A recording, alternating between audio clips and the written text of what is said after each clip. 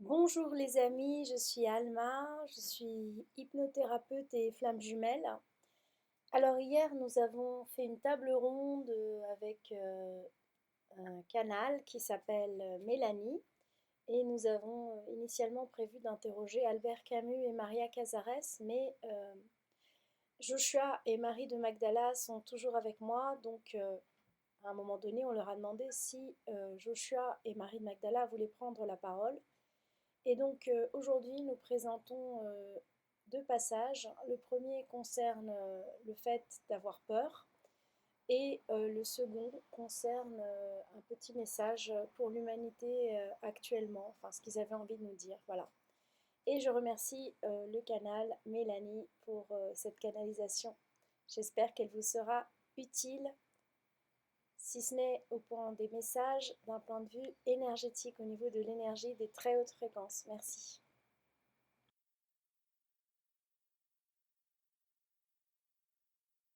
Enfin, Yeshua, il dit que c'est pas vrai qu'il a jamais eu peur. Et que c'était important de traverser la peur parce que ce sont des choses, c'est comme toujours, c'est toujours le même processus et on doit passer à travers. Pour transcender, c'est pas vrai que ça n'existe pas, mais que c'est important de l'affronter, de l'embrasser, de passer à travers. Et c'est à ce moment-là qu'on éprouve et son humanité et sa divinité et son courage et sa bravoure. Que ce sont pas des données, mais que ça passe par l'expérience.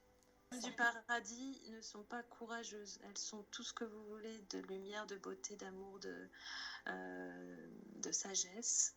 Mais le courage s'expérimente et s'apprend uniquement dans le parcours que chacun de vous fait et qui est admirable. Je vois toujours son cœur qui irradie de... C'est presque au-delà des mots, lui, il a presque pas besoin de mots tellement c'est son cœur sacré là qui fait vache.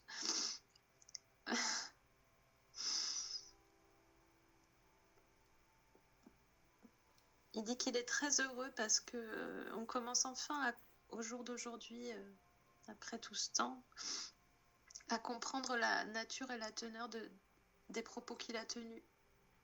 Il nous a fallu un peu de temps. Ouais, mais que la patience paye toujours et ça vaut pour tout. Et qui voit que toutes ces graines qui ont été semées et sont en train d'éclore, en fait. Et il se dit, je suis un jardinier très heureux. Et il le dit avec beaucoup d'humilité, il est vraiment pas au-dessus du tout. Et il dit, mais c'est presque pour répéter cette phrase-là, tu sais, ce que j'ai fait, vous pouvez le faire, quoi. Parce que j'ai juste été un éclaireur, mais en fait,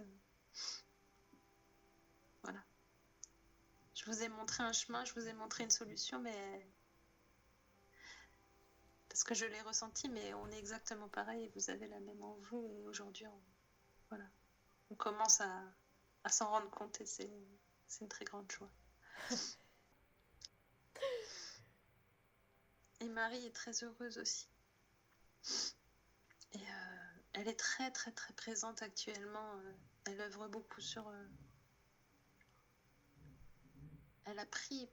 C'est pas qu'elle a pris les rênes, mais il y a un peu de ça. Elle est très active en ce moment.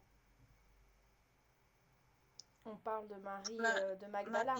Marie-Madeleine. Oui, Marie de Magdala, d'accord. Elle a un rôle important à jouer aujourd'hui dans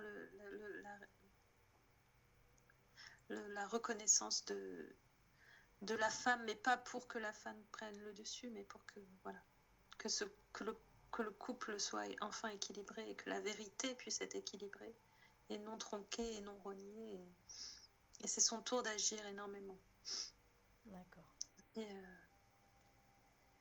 donc elle nous accompagne tous avec une très grande force. Elle a une grande droiture dans... Voilà.